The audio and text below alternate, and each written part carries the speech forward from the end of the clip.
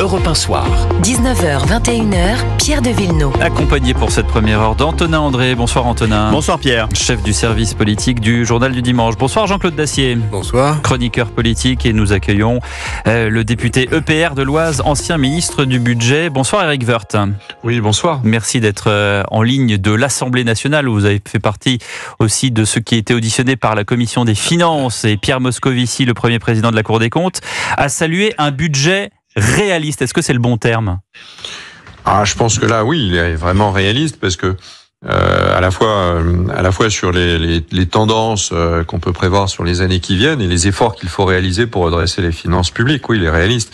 C'est d'ailleurs, on va d'ailleurs un petit peu plus vite que ce qui nous a été demandé sur le plan européen, en essayant d'expliquer quelle est la stratégie de moyen terme en ce qui concerne les finances publiques et budgétaires. Après, le contenu même, à la fois des économies à réaliser sur les années qui viennent et le contenu même des augmentations de fiscalité pour cette année seront révélés demain matin par les ministres, ou ce soir plutôt en Conseil des ministres, et demain matin à la Commission des Finances. Là, le vrai travail, il va commencer maintenant. Mais sur le principe, ces 20 milliards de hausse d'impôts, vous, homme de droite, vous les souhaitiez ou c'était absolument impossible de faire autrement ? Moi, je les souhaite pas du tout. Je pense qu'il faut évidemment tout faire pour tenter d'éviter ça, mais il faut admettre que les écarts de prévision sont considérables par rapport à ce qui était attendu. C'est les écarts l'effondrement d'un certain nombre de recettes qui visiblement n'avaient pas été prévues par Bercy ont surpris absolument tout le monde. Et ces écarts, ils sont, quand on partait déjà d'un niveau très élevé, les écarts encore plus importants de déficit ne pouvaient pas rester sans une réponse forte. Et cette réponse forte, elle est apportée, et elle passe aussi par une partie d'augmentation de la fiscalité, ce qui est en soi difficile à admettre, mais qui doit être admis pour une année ou 2 années. En tout cas, ça peut pas durer plus longtemps, parce que de toute manière, toute augmentation de prélèvements obligatoires, elle aboutit. Oui, je sais bien. Je pense que le Premier ministre prendra des engagements très forts, et je pense que dans le projet de loi que je viens de recevoir de finances, mais je vais le regarder à partir de ce soir, je pense que les choses sont à peu près clairement écrites. En tout cas, ça peut être le cas pour une surtaxe d'impôt sur les sociétés modérée.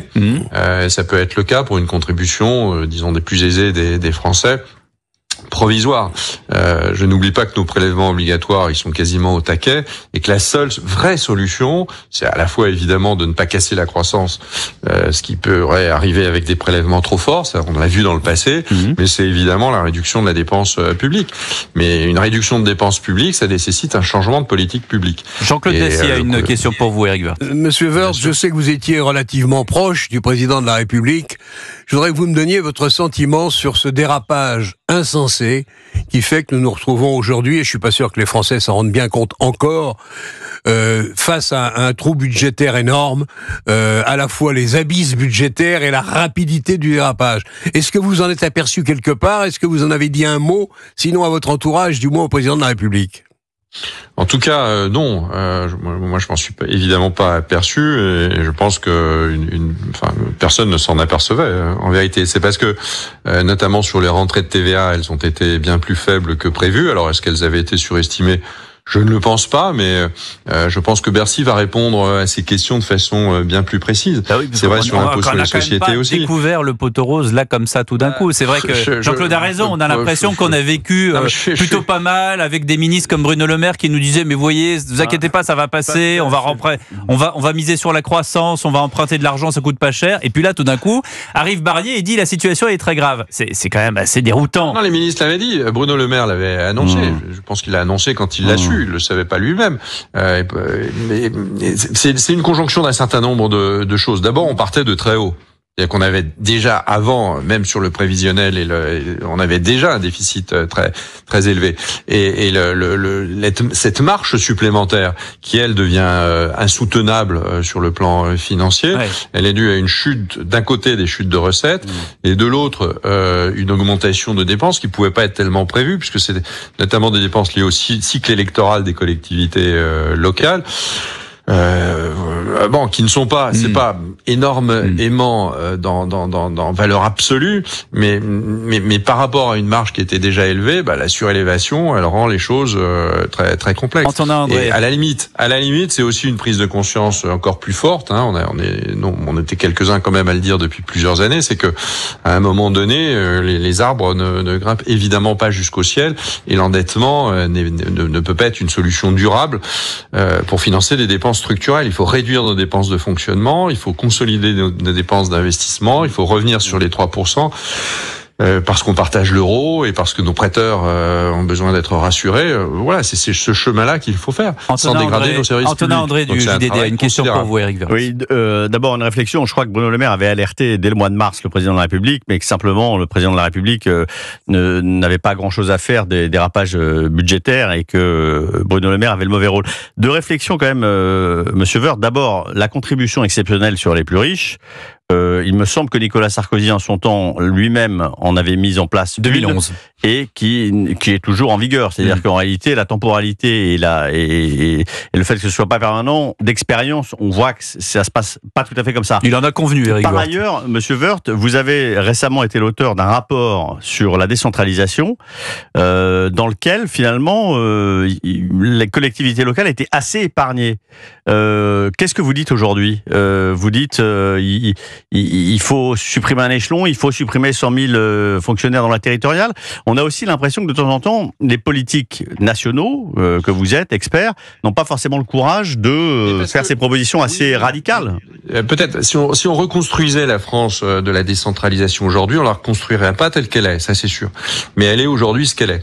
Et si on veut déclencher des guerres dont on se sortira pas, puisqu'on a déjà essayé, il faut avoir des conclusions qui soient possibles. Et on peut structurellement réfléchir à l'organisation des pouvoirs. L'organisation des pouvoirs en France entre le pouvoir national et les pouvoirs locaux, c'est aussi l'organisation de la dépense publique. Et c'est ça que je dis dans ce rapport assez, le moins qu'on puisse dire, détaillé.